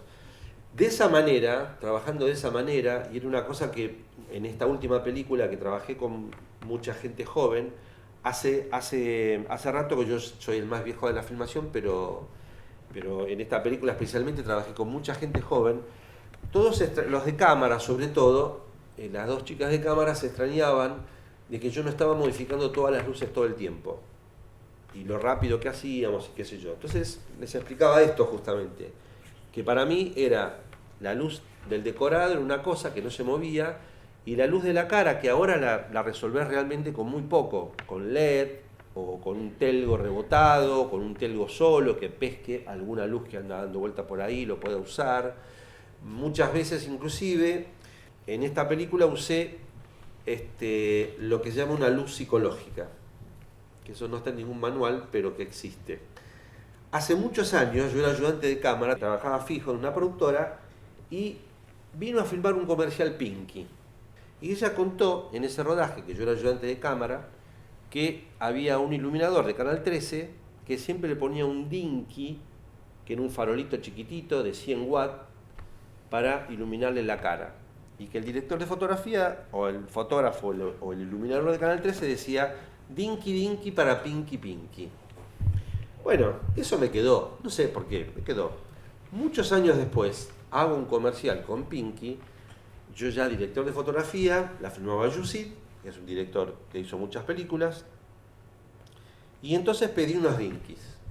Y dinky se lo puse a la cámara, abajo de la cámara, le puse mucho papel vegetal, tanto papel vegetal como 3 o 4 capas, que eso no incidía prácticamente en la luz de ella. Sí incidía, pero muy poquito, muy suave. Era más que nada para que tuvieran brillo en los ojos, y apareció este concepto de luz psicológica, porque cuando vio eso, ella dijo, no puedo creer que estén poniendo esto. Entonces me miró y me dijo, me estás poniendo un dinky, ¿sí? Dinky dinky para Pinky Pinky. Y Pinky casi se desmaya porque, por supuesto, no tenía la menor idea de que yo había presenciado ese comentario que ella había hecho. En esta película que filmé ahora, hay algunas actrices, o bien que se tocaron la cara, entonces ellas necesitaban una luz de frente. Y yo ya lo sabía eso, entonces cuando llegaban al set, el primer día de rodaje, que estaba toda puesta la luz arriba, porque eran unos pasillos y estaba la luz de tubo arriba, enseguida dijeron, pero hay mucha luz de tubo, acá hay mucha luz de tubo, hay mucha luz de arriba, mucha luz de arriba. Saben que la luz de arriba les marca las ojeras, les marca las arrugas, les marca todas las cosas que se hacen en la cara. Entonces, no te preocupes que tengo esto acá, que era una cosita de LED, un rectángulo con LED, se pone en dimmer, se puede ir de 0 a 100, y yo lo usaba en 2, o sea, casi nada. Pero funcionaba como luz psicológica. Las ayudaba, no digo que no, pero a ellas las tranquilizaba, ya era un tema menos. A los eléctricos les decía, bueno, esto es psicológico, lo ponían en 1, en 2, o esto va a ayudar, ya lo ponían en 10, en 15, qué sé yo. Me acuerdo que hay una escena donde están todos los farolitos de la mesa, o sea, como luces prácticas, están como difuminados, como si hubiera alguna... También en postproducción, ¿usaste cosas para sacarle nitidez? No, ahí es lo que hice fue un gran trabajo, lo que hicieron los chicos eléctricos fue un gran trabajo de cableado. Lo primero que hacemos es dónde van las mesas. Acá, dónde van a estar la mesa de ellos, dónde van a estar las demás mesas, porque el problema es que ellos cableaban y tenían que bajar cada cablecito por una pata, pegarlo al piso para que nadie se tropiece y se lleve el farol la pantallita por delante, y entonces era muy trabajoso para ellos. Pero eso iba todo a una consola que se limiaba todo. Entonces lo que había que rescatar era la textura de la tela. Tenía que estar luminoso, pero no reventado. Tenía que tener como la textura de la tela. Y después sí, en postproducción, lo que hice fue trabajarlo un poco más cálido todo eso. Toda la secuencia esa del cumpleaños y la cama, que se suponía que era como ese lugar, porque venía un mozo y le daba la llave y le decía que estaba el cuarto listo, qué sé yo, pero que eso después no fue contado así. fue como contado en fragmentos. Y entonces toda esa secuencia, la escena del cumpleaños y la escena del dormitorio, tienen la luz cálida. Eso sí lo trabajo más eso prefiero trabajarlo más en postproducción, o sea, en el trabajo de color, en esas 2 semanas, porque también es la primera vez que yo veo la película terminada. De hecho pasan estas cosas, como que la película va fraccionada, cosa que cuando uno siempre es una representación, el cine. Entonces, el guión no es la película, la filmación no es la película empieza cuando se terminó de editar, y ahí me llega a mí nuevamente para que yo haga todo el trabajo de luz. Y ahí, primero que nada, veo toda la película terminada, veo los cortes, lo que se sacó, lo que no iba a ir y va, la toma que se eligió. Ay, la puta, metieron esta toma justo que la cámara, qué sé yo, le pasa tal cosa.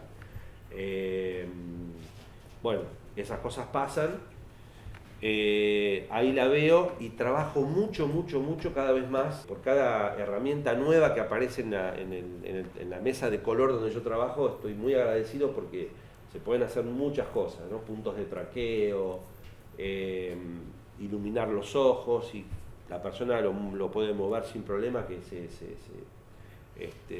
se traquean automáticamente. O sea, lo que antes iba siendo un problema, ahora cada vez es menos problemático. Y yo ya sé cuando estoy filmando lo que voy a arreglar en el color después. O sea, no pierdo tiempo en tener una bandera, que vayan hasta el camión a buscar una bandera con un trípode para hacerle una línea a la pared, cuando yo ya sé que eso lo puedo hacer después y no me cuesta nada. ¿Con los filtros? Sí, filtros, algunos degradé para el cielo, por ejemplo, algunos pola, porque eso sí, lo que no está registrado después no lo puedes rescatar. O sea, yo tengo un cielo que está quemado y va a permanecer quemado. Si yo en cambio tengo un cielo que está controlado, aunque al ponerle el gamma que se utiliza en la cámara, en el caso de la ARRI el 709, que es una gama de contraste, que ya está elegido, entonces el cielo desaparece, pero si uno ve el RAW de la cámara, está ahí, está en ese rango dinámico que tiene la cámara. Entonces yo ya sé que lo tengo. Si yo sé que lo tengo, porque está controlado, porque le puse un degradé, porque le puse un pola, lo que sea, yo sé que después en color lo puedo rescatar. Si no lo tengo, no está. ¿Ponías algún filtro para dar algún tipo de efecto? Esto como ablandar las altas luces. Sí, pero muy poquito eso. Sí, muy post. poquito. Muy específicamente, claro, en algunas cosas. Claro. Soy de tomar partidos bastante neutros a la hora de decidir, porque yo sé que las intenciones después se las puedo terminar de dar en el trabajo de color. Porque justamente no sé exactamente cómo va a caer eso, si eso lo van a poner todo junto, si lo van a poner fraccionado. Entonces prefiero como trabajarlo en el tiempo real de la película, cómo va a quedar la película finalmente. Por eso parece, lo que vos me preguntabas antes, parece más pensado de antes que lo que realmente es. O sea, está pensado porque hay un trabajo de mucho antes con respecto al vestuario, a las texturas, a los materiales que se van a usar. Está muy trabajado. Pero lo que yo sé es que después puedo hasta cambiar colores. Por ejemplo, con los directores de arte generalmente lo hacemos. Hay un rojo que está funcionando mal y que no tiene por qué estar y está en el fondo, y bueno, no te preocupes que yo ese rojo lo puedo convertir en lo que sea. Es más difícil un blanco convertirlo en color que un color convertirlo a un gris o a un blanco o lo que sea.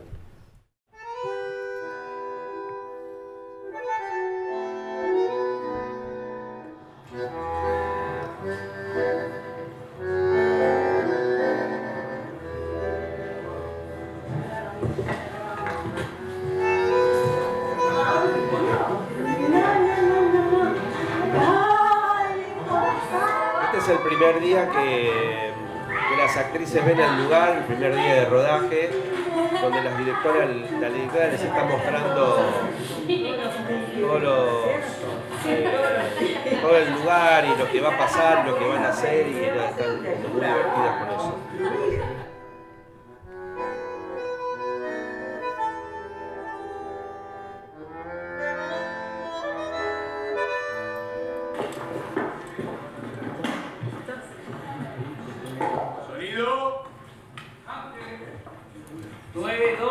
Onda. Onda. Cámara. Acción. Playback. Mira, José, no seas otario, no andes con vueltas y bajadas, y a la mujer que sale mala, para hacerla andar derecha, la vía es lo mejor.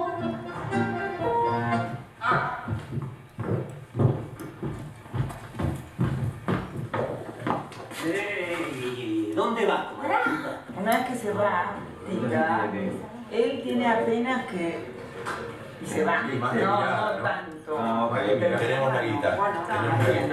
Tenemos una guita. Ok, bueno. ¿Quién te manda? ¿Dónde tienes la plata? ¿Dónde tenés mi plata? ¿Dónde, hija de puta? ¿Dónde tenés la guita? ¿Vos qué mirás, cara? Eso volcando, Yo soy el director de arte, el que vimos antes era el asistente de dirección, darle la cabeza más ahí. Sí, aquí la silla no lo toca mucho, veamos por plano. Sí, sí. No, abajo menos si querés. La idea es que como que esté bueno. tapando el cuadro. Bien. La posición de tu cabeza.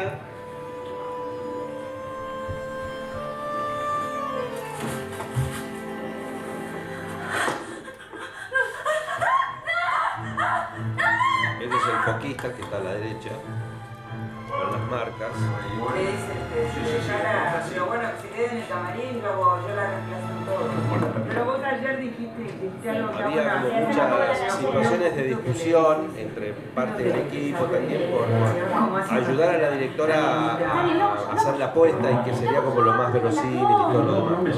Sí, váyanse, por favor. Por favor. Si no fuera por mí, vos y ella estarían en la yeca. Bueno, está bien, no. Y ahí ¿qué mira? No te lo olvides, porque vos estás... Y después le digo, ¿qué mirás? Y le digo, bueno, está bien. Bueno, está bien.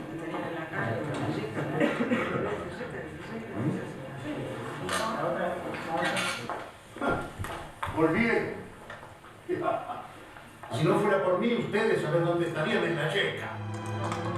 Las alfombras que se ven en el piso son de los sonidistas para que los pasos no estropeen los textos.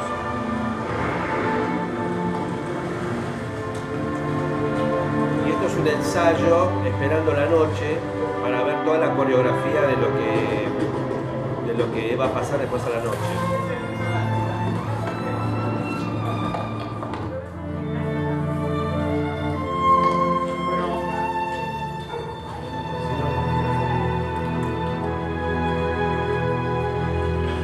Se ensaya todo sin lluvia, porque la lluvia es artificial.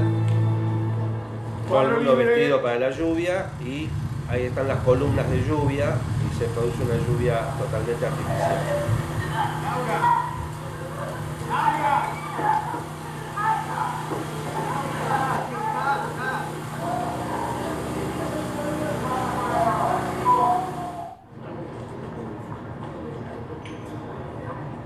Cuando quieran.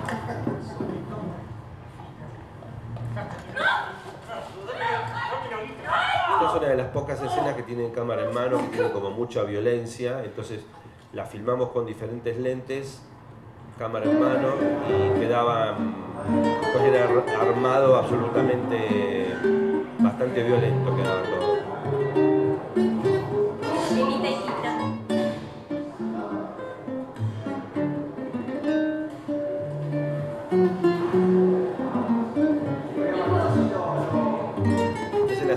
Recién lo veíamos a Julio, que fue el vestuarista, un gran vestuarista. Y todos estos paños negros es porque el edificio tenía bastante vidrio y nos reflejábamos nosotros en los vidrios. O sea, se reflejaban las edificaciones modernas de enfrente. Esta era la toma que veíamos recién.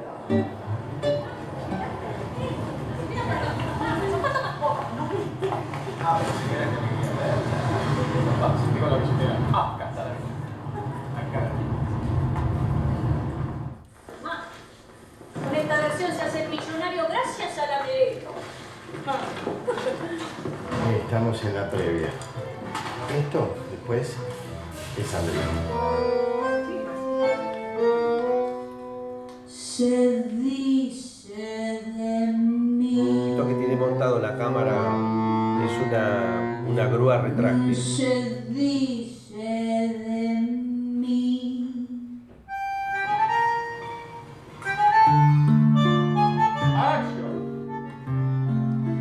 En el Club Español se hicieron varias cosas.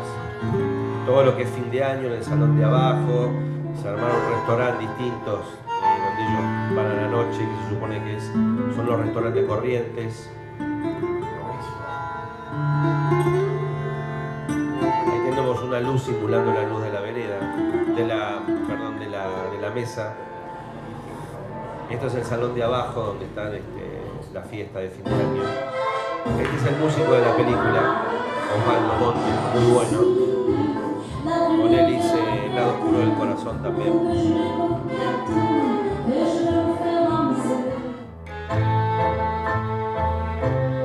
Bueno, y este es el baile que todos ustedes vieron recién.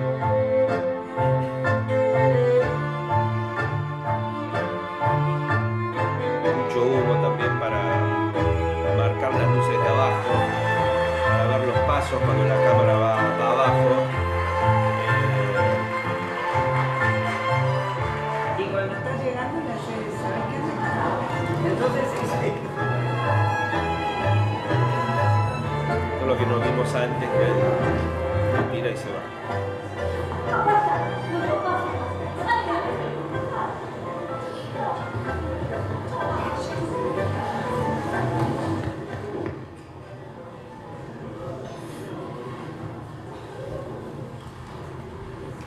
Todo esto es lo que no se ve por cámara.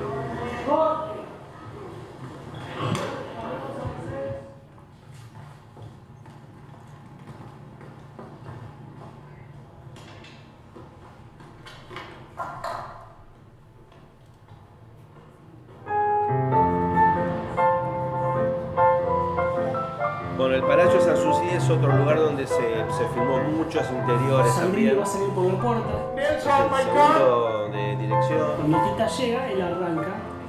Atorrante, pelotudo, turro, rata. Esto sería como la parte donde ella es el Cretino. momento que se pelean adentro, que está filmado en otro lugar. Y la salida al exterior sería este. En la película como que funciona todo en un solo lugar. Un día nos cagamos de calor, al otro día a la noche nos cagamos de frío.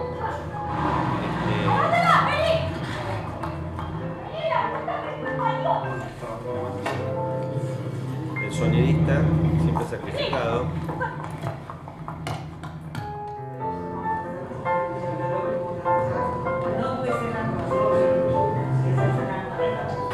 una vez llegaron acá y que él hace este gesto, y qué sé yo, y que está él. Esta chica está continuista. Que él haga esto y ver cómo le entra algo y no se olviden de decirlo.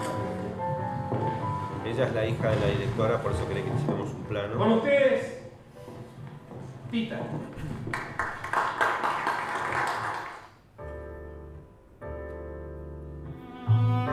Este es Gorrión, el foquista.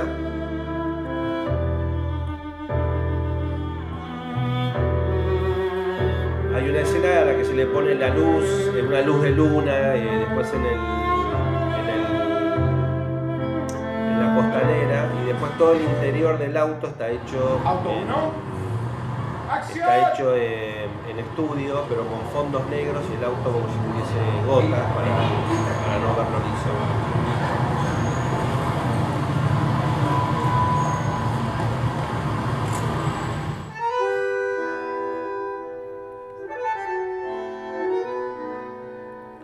Esto es lo que estuvimos viendo del Teatro Avenida, todo el armado del teatro. Los hombres que el ya seguidor. están listos pueden ir bajando y yendo al hotel. Acá están los encargados, los asistentes de dirección, de ir marcando acá están las luces laterales que yo les decía. y los distintos grupos que tenían, el dilema era que tenían que pararse en determinado momento, había que contar segundos y que todos se pararan. Y eso se repetía en cada grupo para que después, en un momento de la película, estén todos aplaudiendo y todos se paran al mismo tiempo. Ahí había un tema de edición que había que respetar. Y esta es la parte donde está filmado desde atrás, con ella recortada en verde, ¿no? Un beso a tu esposa. El hilo de hambre no se muere más.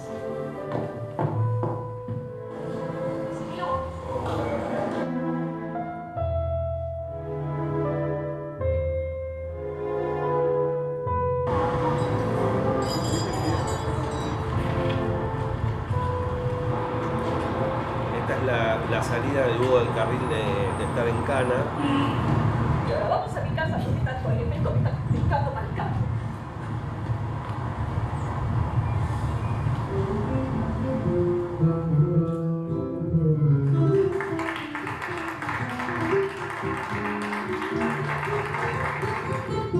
Esta escena no está en la película, se decidió que directamente cuando ellos entraban al bar, directamente no cantaban, aunque está filmado en distintos bares, se acortó por ese lado y se decidió que ya directamente en uno de los bares entrara y ahí era como el final de la película. Estos eran los bares del interior donde ellos cantaban.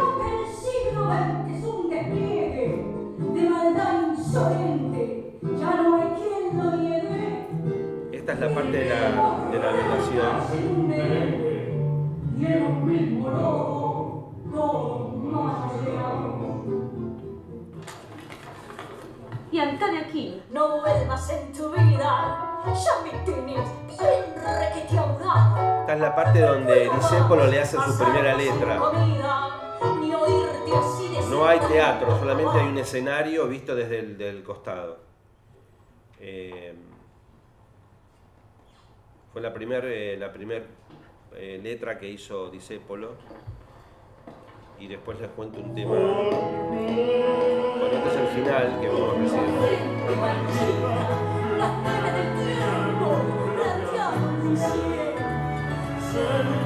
Como todos los del equipo, por equipo, por rubro.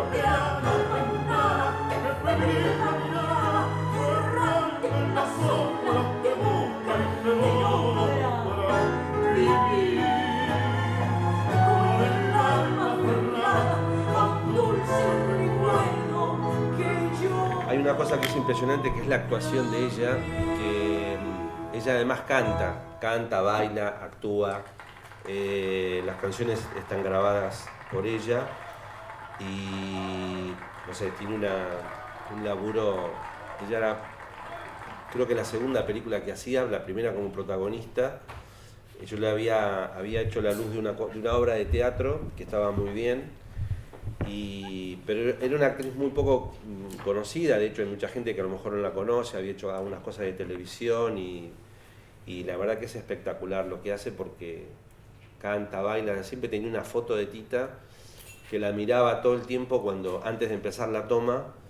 Había algo ahí que la conectaba con ella y que era muy, muy notable en eso, ¿no? Era algo muy personal que hacía todo el tiempo. Y al principio yo pensé que era como el gesto que quería copiar, pero había algo más ahí, evidentemente. Había algo más, algo del más allá que no entenderemos nunca, por ahora.